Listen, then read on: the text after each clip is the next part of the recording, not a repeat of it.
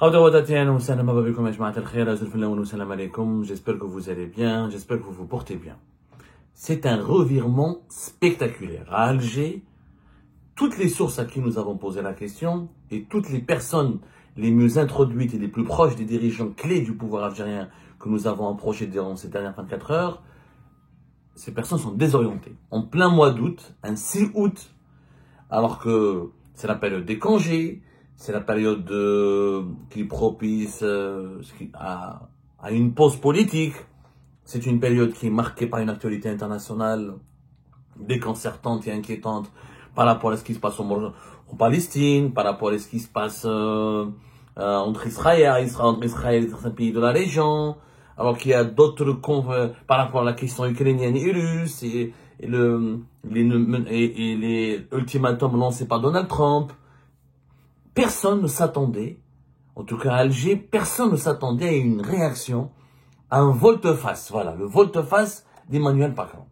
Comment Emmanuel Macron a changé totalement d'attitude et de politique à l'égard de l'Algérie.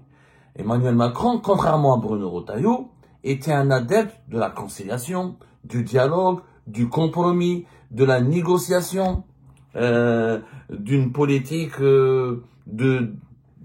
une approche diplomatique avec Jean-Noël Barrot. C'était le contraire de Bruno Retailleau. Emmanuel Macron avait un désaccord profond avec Bruno Retailleau, qui lui voulait relancer la politique du bras de fer, la politique musclée, une politique à la suite de la non-libération de Boualem Sansal au cours de ce mois de juillet dernier. Bruno Retailleau, depuis la fin du mois de juillet, a relancé les sanctions, les attaques et on va dire, la politique de bras de fer avec les autorités algériennes. Emmanuel Macron, jusque-là, il s'était tenu à l'écart, même s'il avait quelques propos durs, etc., contre les autorités algériennes, mais il était toujours, vraiment complaisant. Ici, dans les voix, notamment au compte de la droite et de l'extrême droite française, on a toujours accusé Emmanuel Macron d'être trop complaisant et trop permissif avec les autorités algériennes. Le 6 août, hier, changement brutal. Volte-face d'Emmanuel Macron, qui, comme on l'a dit, finalement a craqué. Il a décidé d'imposer, il a demandé lui-même, c'est pas Bruno Retailleau, c'est lui qui a demandé au gouvernement français d'imposer des sanctions supplémentaires et très sévères, parmi lesquelles stopper brutalement les visas D, les visas long séjour. Les demandeurs algériens ne pourront plus obtenir de visa long séjour. C'est quand même une sanction extrêmement violente, extrêmement sévère. Des milliers d'Algériens et d'Algériens ne pourront plus faire de regroupement familial. Les étudiants algériens ne pourront plus venir. Les artistes et travailleurs algériens ne pourront pas venir. Donc, c'est une mesure très brutale. La suspension officielle, ce n'est pas le gel. La suspension officielle des accords de 2013 concernant les privilèges des dirigeants algériens et leur liberté de circulation sur le territoire français. Et puis, des critiques sévères. Ils demandent troisièmement, à ce que les pays européens, ils demandent au gouvernement français de saisir, d'interpeller les autres pays européens pour sanctionner les dirigeants algériens et pour ne plus leur délivrer des visas de séjour et de coordonner avec les autres pays européens pour les sanctionner les dirigeants algériens. C'est quand même une nouveauté. Ces trois mesures, ces trois sanctions sont totalement nouvelles. Qu'est-ce qui explique le comportement d'Emmanuel Macron? Comment Emmanuel Macron, le compréhensif, le complaisant, comme le qualifient ses détracteurs ici en France et qui l'accusaient d'être trop passif face au régime algérien, comment Emmanuel Macron, l'homme du dialogue, du compromis, l'homme qui voulait des négociations et qui appelait au mois de juillet, jusqu'à la fin du mois de juillet, Emmanuel Macron, vous demandez à l'ensemble de l'élite politique dirigeante et faisait du lobbying, ses proches faisaient du lobbying pour que les critiques contre le régime algérien et contre le pouvoir algérien baissent en intensité, s'atténuent, parce qu'il y a des négociations pour préserver un canal de négociation en cours et trouver des solutions pour sortir de l'impasse. Qu'est-ce qui a fait qu'Emmanuel Macron a changé? On n'a pas d'informations précises en tout cas. On a des hypothèses plausibles et crédibles. Selon les discussions que nous avons pu avoir avec différents interlocuteurs français ici, qui sont proches, bien introduits au sein du sérail français, c'est-à-dire extrêmement bien introduits au sein qui travaillent ou qui ont travaillé ou qui ont des relations et des relais au sein d'institutions françaises stratégiques, au sein du gouvernement, Quai d'Orsay, ministère de l'Intérieur, ou même au sein de l'Élysée. On a formulé quelques hypothèses qui sont pour moi plausibles. Il y a, on va dire, 4 possibilités 4 hypothèses qui expliquent pourquoi Emmanuel Macron a décidé de changer radicalement de politique et de changer de posture à l'égard de l'Algérie et des autorités algériennes. La première fois, c'est il a craqué. Première hypothèse, c'est psychologiquement Macron a craqué. Il est exaspéré par l'attitude des dirigeants algériens qui ne veulent rien lâcher. Des mois et des mois de négociations, des mois et des mois de recherche désespérée de compromis, des mois et des mois de complaisance, des mois et des mois d'une approche compréhensive, ou basée sur le dialogue, ou basée sur le respect mutuel, des mois d'une politique de main tendue qui n'a pas du tout fonctionné. Pourquoi? Parce que les autorités algériennes, ça fait plus d'une année qu'ils ne délivrent plus aucun laissez-passer consulaire.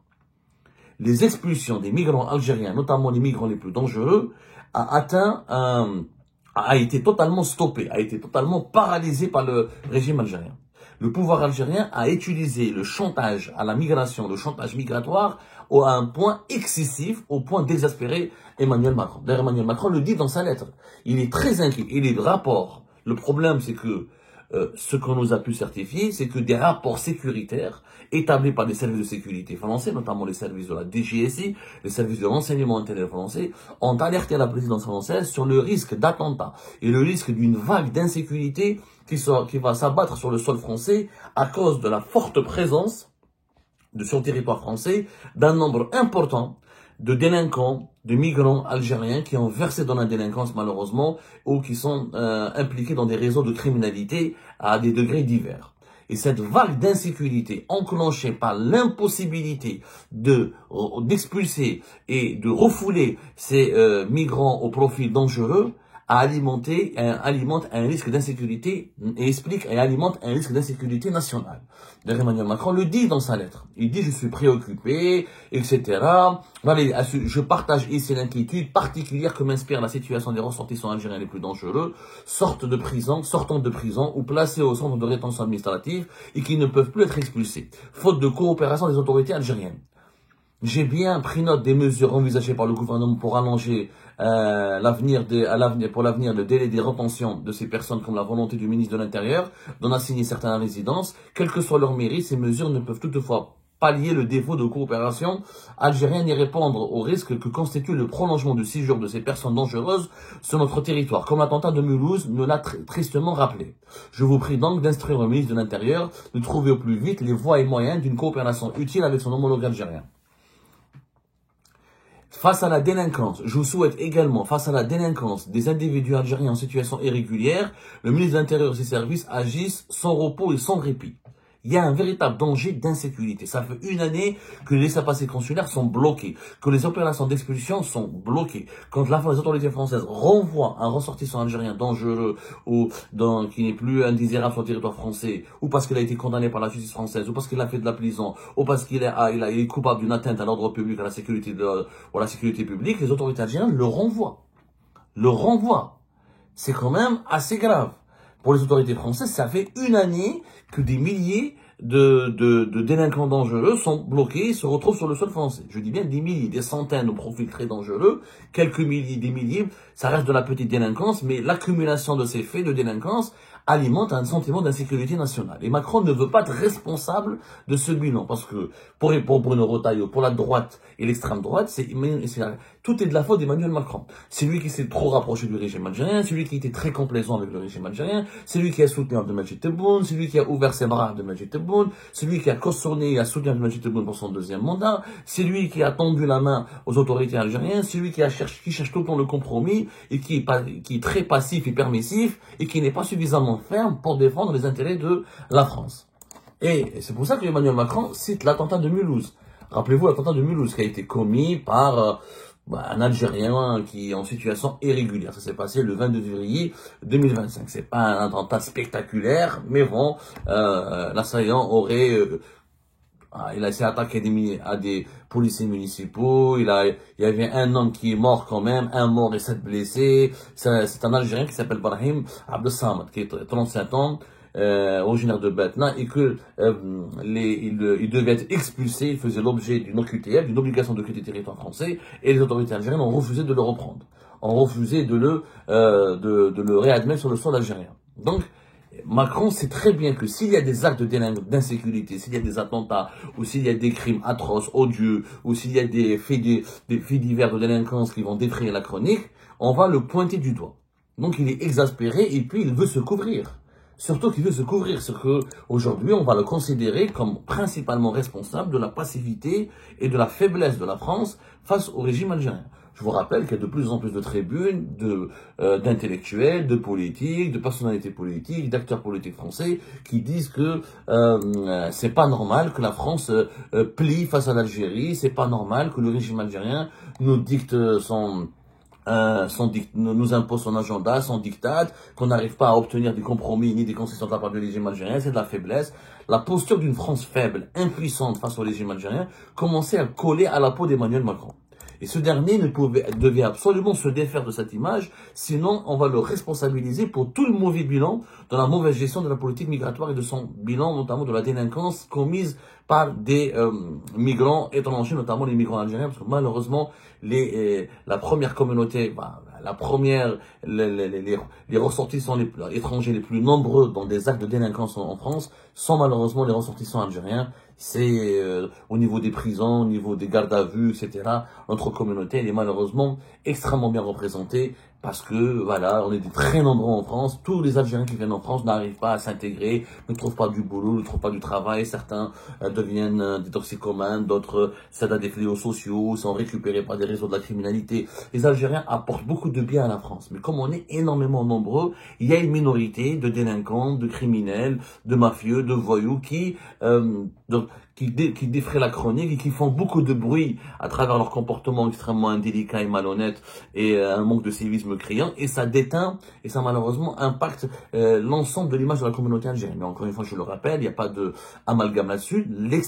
La communauté algérienne en France, dans sa grande majorité, c'est une communauté bien intégrée, qui travaille, qui paye ses impôts, etc. Même s'il y a, ces dernières années, une grande misère sociale et précarité qui s'est emparée de cette communauté. Il faut arrêter. Les Algériens de France sont pas tous des médecins, sont pas tous des cerveaux, sont pas tous des informaticiens. Beaucoup vivent des aides sociales, beaucoup vivent dans la précarité, beaucoup font des petits boulots, et malheureusement, d'autres sombrent dans la délinquance et la criminalité à cause des fléaux sociaux, de la drogue, etc.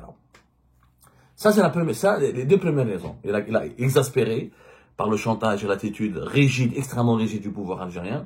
Il ne veut pas assumer le bilan de l'insécurité. Il veut se défaire de l'image d'un président passif, permissif, responsable de la dégradation de la situation sécuritaire à cause de la forte présence sur le sol français de délinquants algériens dangereux. Troisièmement, et c'est une raison assez importante, c'est qu'il a compris que Bruno Retailleau, il montait en puissance. Et que Bruno Retailleau instrumentalise parfaitement et brillamment la crise avec l'Algérie pour monter en puissance. Il devient de plus en plus populaire, Bruno Retailleau. Il y a des élections présidentielles qui se profilent à l'horizon. Il y a les locales de 2026 et il y a les présidentielles de 2027. Et Emmanuel Macron a peur que Bruno Retailleau profite longtemps du bras de fer avec l'Algérie, qui dure, pour gagner des points, pour monter en puissance encore davantage, pour gagner en popularité, et il va se retrouver sous un rouleau compresseur de la droite. Emmanuel Macron va partir en 2027, mais il a envie de choisir ou d'accompagner lui-même son propre successeur. Il a un camp, les macronistes. Il a envie de préserver les intérêts de son camp politique. Il a envie que son camp politique ne disparaisse pas, ne s'effondre pas, qu'il lui survive. Parce qu'Emmanuel Macron, s'il va partir, quand il va quitter le pouvoir, que vont devenir les macronistes, que va devenir son mouvement Renaissance, etc. Donc il est très inquiet par la montée en puissance de Bruno Retailleau. Il a bien compris que contredire Bruno Retailleau ou le laisser seul, lui laisser l'exclusivité de la gestion de la lui céder l'exclusivité de la fermeté dans le dossier algérien, ça portait énormément de préjudice sur le plan politique à Emmanuel Macron et aux macronistes. Donc il essaie de reprendre la main sur le dossier algérien pour ne pas le laisser uniquement entre les mains de Bruno Retailleau. Deuxièmement, c'est la dernière raison, peut-être la quatrième raison, c'est que visiblement le gouvernement actuel de François Bayrou risque de sauter. Que le conflit entre Bruno Retailleau, justement, il commence à critiquer énormément Emmanuel Macron, il commence à vouloir se retourner et à faire une sorte de coup d'État contre Emmanuel Macron en utilisant comme principal argument sa passivité et son incapacité à protéger les intérêts suprêmes de l'État français face à des pays qui sont hostiles à la France, parmi lesquels l'Algérie. Et si le futur gouvernement saute, il est possible que Bruno Retailleau devienne lui-même Premier ministre. On en a parlé, il y a deux scénarios.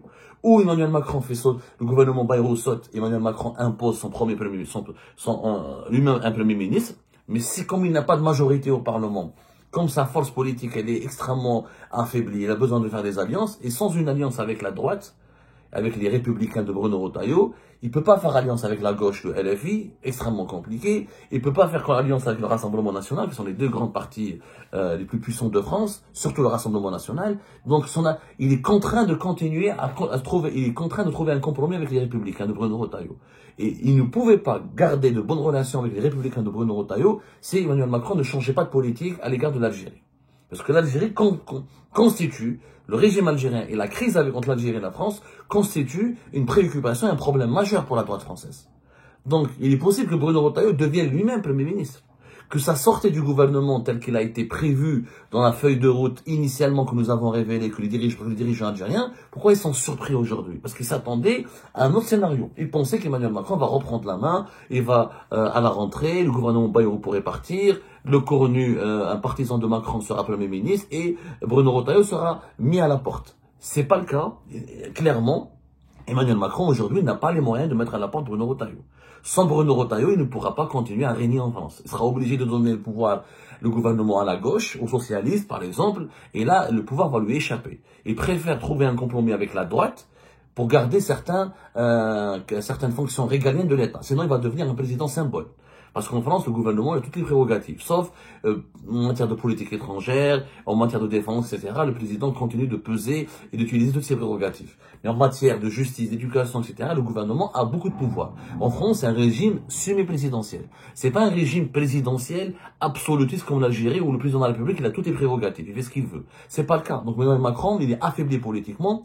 Son parti, son mouvement politique, il a été divisé, il a perdu les européennes, il n'a pas gagné les législatives. Il a pratiquement perdu les législatives, même s'il a limité les dégâts grâce à une alliance avec la gauche, il a trahi, ensuite pour bloquer le Rassemblement National. Là, il y a les municipales qui arrivent, il pense à l'avenir de son mouvement politique. Donc il est obligé de se rapprocher des positions de la droite pour continuer. Il a bien compris que le seul avenir des macronistes est de miser sur une alliance avec la droite. Sinon, c'est l'extrême droite qui s'empare du pouvoir ou c'est l'extrême gauche qui s'empare du pouvoir.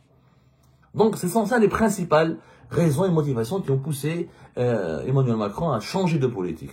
Il a craqué, oui, mais il a craqué pour des raisons objectives, dans des circonstances objectives qui sont explicables et qu'on peut analyser en se basant sur un contexte politique français intérieur qui est de plus en plus compliqué, où l'Algérie est devenue malheureusement aussi, en France, un partie prenante, une pièce sur l'échiquier. L'Algérie est une pièce importante sur l'échiquier politique français. On s'en aperçoit aujourd'hui. Ça pourrait permettre aux autorités algériennes, aux dirigeants algériens d'utiliser intelligemment du lobbying pour préserver les intérêts de l'Algérie. Malheureusement, les dirigeants algériens actuels, au lieu de prendre conscience de l'importance positive de l'emplacement stratégique de l'Algérie sur l'échiquier politique français, et ils préfèrent une politique de bras de fer qui, pour le moment, rebute et provoque une désapprobation générale de plus en plus étendue au sein de la classe politique française à l'encontre de l'Algérie et de ses représentants officiels.